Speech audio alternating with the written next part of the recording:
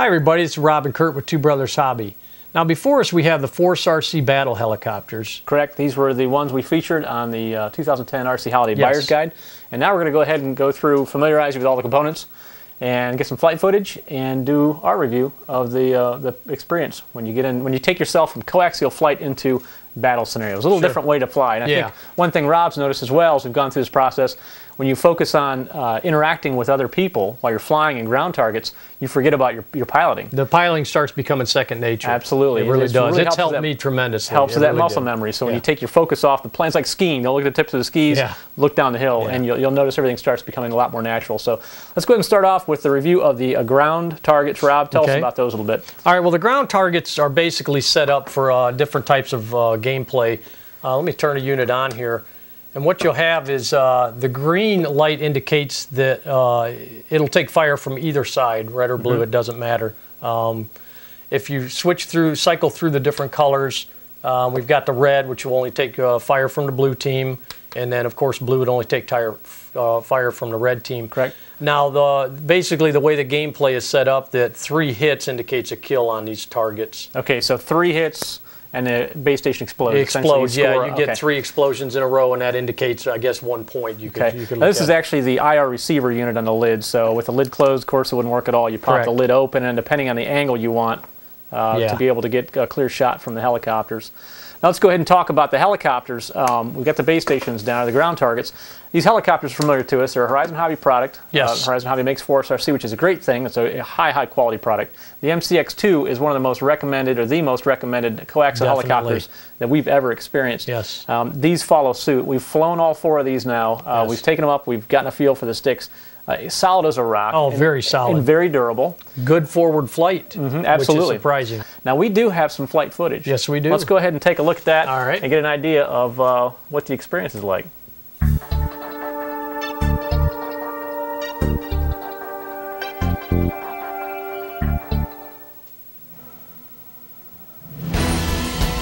Now, we're starting off with red team versus blue team, and we have 2 ground targets. Correct.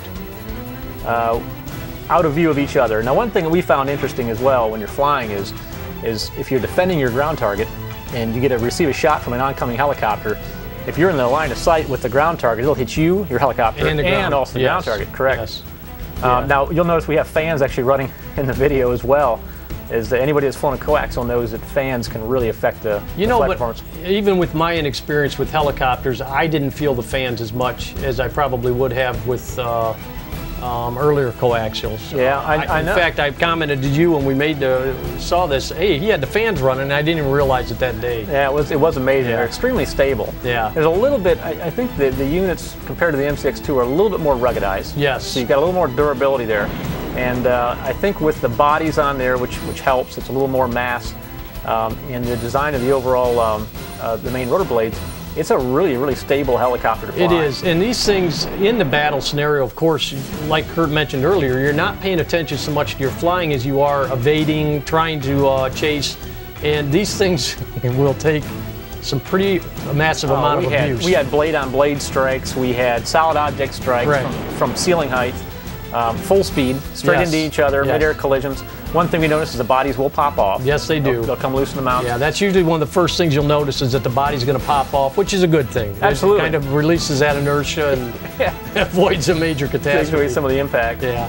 Now, when we play the scenario, it kind of gets fast and furious real quick. Like right here, there was a shot on both the target and also the helicopter. Yeah, and one thing that we did 2-on-2 is we tried to set up a situation where one person kind of hovered around the ground target and kind of acted as a defender. Defense. Yep. Yeah, and it works good. Now, the next fun thing to do, of course, and I think probably the most popular way to engage these helicopters is one-on-one. Oh, definitely, yeah. And you don't need a ground target for it. You can, but as far as striking on a similar ground target, there may be scenarios where you set it up in a distance. But to me, it's that hunter mode of being able to go through and find the other helicopter, hide behind objects. Yep. And we played around. This was a great place. We actually flew over at a friend of ours, Ron and Lee, who own Hurricane Hobbies here in Ohio. We went over and flew in their store. So we had a really neat obstacle course just naturally inside the store to work with.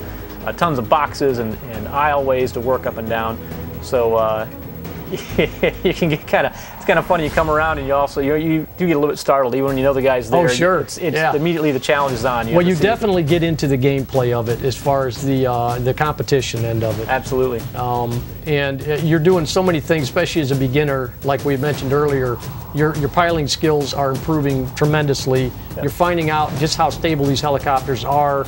You're able to hold them in a steady hover that is incredible. Very steady. Yeah. Yep. And even ground effect. If you notice that helicopter is extremely low to the ground. Sure. It doesn't push you all over the place as bad as some of the other coaxials we've flown. And they're actually very easy to control. When you see the hits, they do their 1 turn, 2 turns. It happens so fast and they're so stable that you're not fighting that. Absolutely. Now, if you're coming around in a high bank angle, sometimes it can get a little ugly. You'll find yourself going down to the ground. You get the washout effect on a coaxial. It'll happen at the same time. Oh, and the kill shot. Yeah, there it is. That's the third hit on the helicopters. It'll go down the ground and go through its reset. Yeah. But that essentially is the end of the round. Exactly. And it's a very controlled descent to the ground unless you are in the aforementioned high bank angle, and then it is violent. And something happens. Something happens. It's kind of not so good. That's when you see the bodies. Oh, yeah. And the bodies are a little bit of a challenge to get back on. They are. They're a little tricky. You've got 2 pieces you're dealing with. You've got the tail piece, which is the first piece to go on. And then it slides in the same exact mounting hole or brackets as the front piece. Exactly. So they kind of sandwich over one another. Yeah. And which gets to be a little bit of a challenge. When you're in a hurry and the game's going on and your body's laying there in a couple pieces, it gets pretty frustrating. It can definitely pause gameplay. Yeah, it can definitely. Speaking of bodies, we actually have 4 different bodies here, 2 of which are optional bodies. Correct. You've got the standard body that's on the MH-35, which is the blue one on the far left. Then we also have the FHX body, which is the red body. Now, the blue body that looks just like the FHX is the alternate Bluebird body, which is a aftermarket or optional part you can buy from Force RC. And then also the Sandy body, which the neat thing is these mimic the other 2 designs, so once you put your replacement bodies on, they slip right back in the box. You don't have to take the bodies off and on. We do have some spare body bushings that come with the model, which are handy. From a durability standpoint, we'll start there. We beat the tar out of these things. Yes, we did. Said. And we have noticeable damage on 2 of the helicopters. Yes. In fact, I think the one FHX model had a broken detail, which was just this... the little gun, little side gun mount. Small gun. It's not a functional piece at all. It's just aesthetic. Yeah. It broke. And then on our MH-35, we did break the landing gear on that. We broke the front pin on the landing gear. One of the impacts that broke the front pin free. Now, this is a very cheap part. For a few bucks, you can go down to your hobby store and pick up a new skid. That's all it was, is it broke the skid. And when you consider what these things went through just for the filming, I can't believe that's all we broke. We probably had 30, 35 solid, hard impacts. Definitely. I think based on our experience with previous coaxials, we would have had some damage. We would have broken a fly bar. Broken a blade or something like that. These are extremely durable. Yeah. Now, going through the actual helicopters themselves, from a flight performance, we already talked about how solid they are. Correct. If you're a coax fly, and in fact, you can use these as a startup. This would be a definitely excellent beginner helicopter for people just getting into the sport. You have all the benefits of a coaxial. It's very solid, 2.4 gig radios, so it's very predictable and very secure. So when you look at this then as a beginner helicopter and then you take it to that next level and you fly combat with them, now you're getting more advanced skills. Exactly. But again, that migration becomes a little easier because you're focusing on the target. You're focusing on it, which I think is a great way to learn. It's the best way to learn. It is. It takes your mind off of that, like we mentioned earlier. It takes your mind off of that whole concentrating on the flight and being and overcorrecting, and at least from my experience, not having that much time on a helicopter. I think Kurt was even surprised. I know when we first started playing with these, he kind of set it up, gave me a little bit of a handicap. Within the first couple minutes, he said, "The handicap's gone. We're playing straight on." You can adjust the distance as to how sensitive the how strong the transmitters are. And you just find yourself transitioning from to really getting into it. Not thinking. One of the things we enjoyed, I think, one-on-one, just in our off time play with them, is that transition from target to target. Two people. Two targets is a blast. Because now you have that transition between targets, which is an opportunity to take out the other helicopter. Exactly. We never ran scoring that way, but the neat thing is it just delays the person. You're waiting for it to recover, and then the reset takes place, and you're up and flying again, but you can get another shot on the ground target in the meantime. So you play around the scenarios. There's multiple different scenarios. 1 or 2 ground targets. Again, as Rob mentioned, you can have shot accessibility from any team color or specifically to the opposite team color. So there's a lot of flexibility in the gameplay scenarios. Now let's go ahead and take a minute and talk about the setup of the helicopters themselves, which I think a lot of people that get these are going to be. The instructions are there, but we actually found a wait period that we were anticipating during the setup. So let's go ahead and go through and show the setup and the team selection, and then also how to change the sensitivity as well. All right. We've taken the canopy off the front of our MH-35 so we can see the blue LED inside the multifunction unit. As we go into the setup mode, we're going to watch for that blinking blue LED. That pattern will change. So that's the most critical thing. In fact, don't be surprised if you do this a couple of times or have to try it a few times. We did. Yeah. We follow the directions explicitly. It's just sometimes it takes, sometimes it doesn't. I think it's very critical as to how close the transmitter is to the helicopter as well when you go through the setup mode. One thing I want to mention, Kurt, is make sure we found out that doing it with two people makes a big difference. We had a couple situations during the setup mode where the helicopter initialized too soon. It didn't go into setup mode. And it was us not following the instructions, not being familiar with it. And the throttle's wide open, and it shot straight up to the ceiling. Yep. So. Especially when there's a couple people trying to do it at the same time, it gets a little bit confusing. So try it, one helicopter at a time until you get used to it. But good idea. Hold it down when you're doing it. Use two people if you can. The setup mode is actually really simple. All you do is take the left stick all the way full. You're going to hold down the left fire button on the controller and turn on the transmitter. So once you have that throttle stick full, hold down the button, turn on the transmitter after you plug in the battery on the helicopter and before 5 seconds has elapsed, because it is a 5-second window for it to be able to go into the setup mode. Correct. If you pass that time, if you're holding it down, nothing's happening, turn it all off and try it again. Exactly. So what you're going to do is hold down that fire button, sticks in full, and we're going to go ahead and turn on our transmitter as soon as that's connected.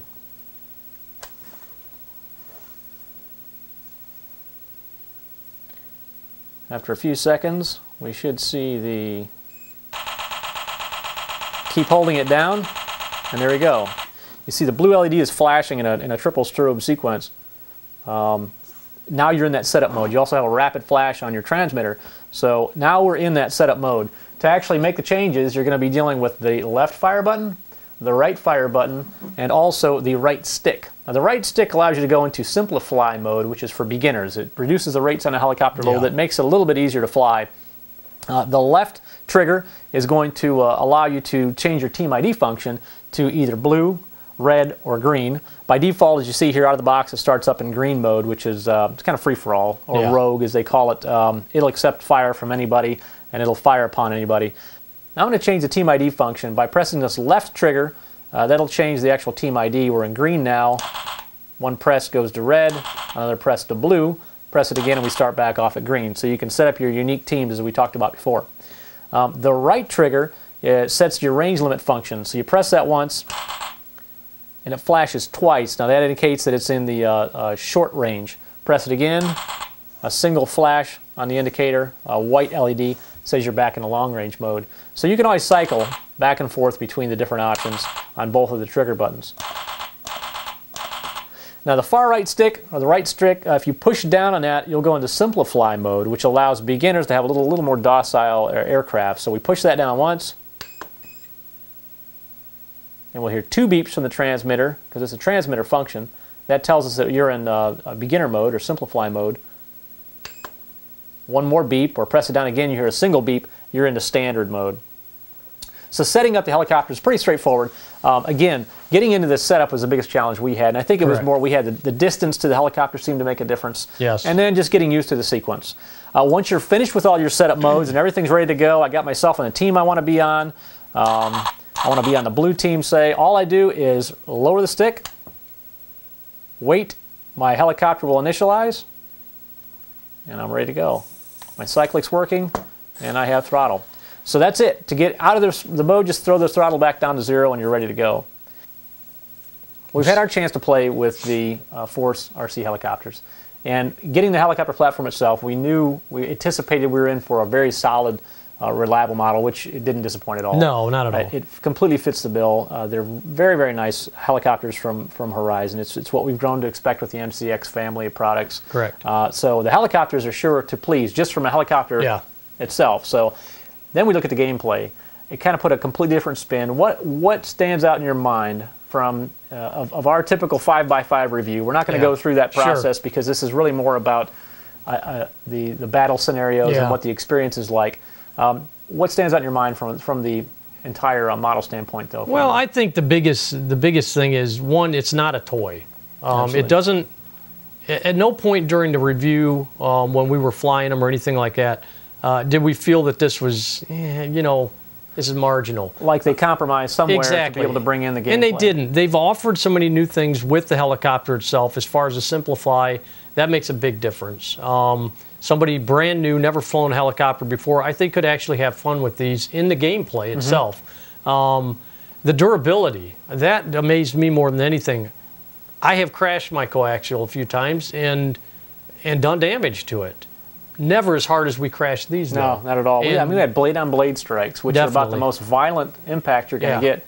And I mean, there were situations inverted right straight down the fly bar. Yeah, exactly. And it didn't. And there were situations where two of them tangled like a couple of bumblebees, and parts flew as far as the canopies. Yep. And you're thinking, oh, this has got to do it. I'm thinking that's probably what happened to the Sandy. Well, you probably did that on purpose to me, but that's beside the point. We reviewed them. We enjoyed them. We have nothing negative to say. No, actually, nothing really to point out. As far as tips or tricks, really, it's acceptable for the beginner as a standalone platform. I think the only tip or any advice we could give would be the setup process is a bit of a learning curve. Be careful with it. Take your time. The first couple times, have somebody hold that helicopter just in case, because you are working with a full throttle up, and if it initializes, it's going to take off. It should never fly, because typically when they initialize, they're in full throttle. They don't actually engage. The multifunction unit does until you bring the throttle down. Yeah. But what we found is we're messing around with the controls so much. We forgot the model was still on. It bound and it took off on us. So accidents happen. You always want to be careful. But overall, that's our review of the Force RC battle helicopters. You can go to the website at tubefly.com and take a look at the full review. If you have any questions remaining unanswered, just go look at the bottom left corner of the screen. You'll see the Ask To icon. Click on that, send us a message, and we'll get back to you as soon as possible. Also, take a look at our new newsletter sign up. You want to get on board with that, because we'll let you know when new products come out, new product reviews, news, and also our upcoming winter conversion project we'll be working on. So go out to the website and sign up for that newsletter. We'll keep the junk out of your inbox, but we'll keep the information flowing. I'm Kurt with Two Brothers Hobby. I'm Rob, and thanks for watching.